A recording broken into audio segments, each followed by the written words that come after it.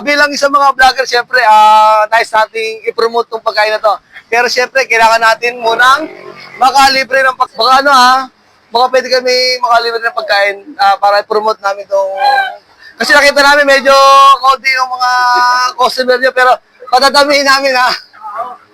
Ayan, sige. Kakain na kami, ha? Yay! Yay! Yay! Okay, guys. Makakalibre tayo ng pagkain yan dahil sa... Ito. Namit Kit. Ayan. No problem. Kasi napansin namin medyo walang customer si Namit Kit yan eh. Pero syempre, dahil meron tayong 100,000 followers sa TikTok.